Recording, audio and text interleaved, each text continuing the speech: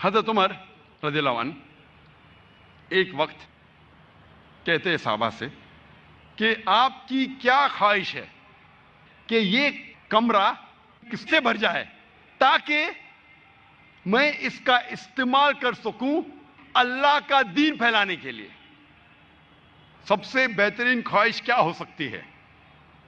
تو ایک صحابہ فرماتے ہیں میری خواہش ہے کہ یہ روم، یہ کمرہ سونے سے بھر جائے تاکہ میں اس کا استعمال کر سکوں اللہ کا پیغام پھیلانے کے لیے. حضرت عمر رضی اللہ عنہ فرماتے اس سے بہترین خواہش کیا ہو سکتی ہے؟ تو دوسرے صحابہ اٹھ کے کہتے کہ میں خواہش کروں گا کہ یہ کمرہ ہیرے اور جواہرات سے بھر دے تاکہ میں اس کا استعمال اللہ کا پیغام، اللہ کا دین پھیلانے کے لیے کروں. اللہ کا پیغام، اللہ کا دین پھیلانے کے لیے کروں. حضرت عمر رضی اللہ عنہ فرماتے اس سے بہترین خواہش کیا ہو سکتی ہے؟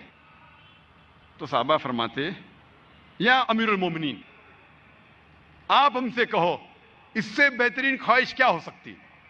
اسلام کے دوسرے خلیفہ حضرت عمر رضی اللہ عنہ فرماتے کہ میری خواہش ہے کہ یہ کمرہ دائی سے بھر جائے، جیسے معاذ بن جبل، ابو عبیدہ بن جراح، حذیفہ بن الیمن رضی اللہ عنہ،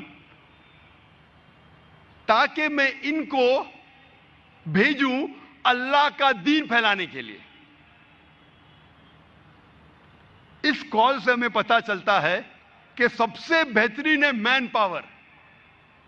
ہم انسان سمجھتے ہیں کہ سب سے زیادہ ضرورت ہے دولت کی. دولت ٹھیک ہے، ضرورت پڑ سکتی ہے، لیکن سب سے اول نمبر پہ نہیں. سب سے اول ہے مین پاور. اچھے لوگ پیدا کرو، اچھے لوگ بناؤ، اچھے لوگ تیار کرو. آپ اگر محمد صلی اللہ علیہ وسلم کی سیرت پڑھیں گے، اللہ کے رسول نے کیا دولت پیچھے چھوڑی؟ اللہ کے رسول نے صحابہ تیار کیے اور یہ صحابہ نے اللہ کا دین پھیلائے.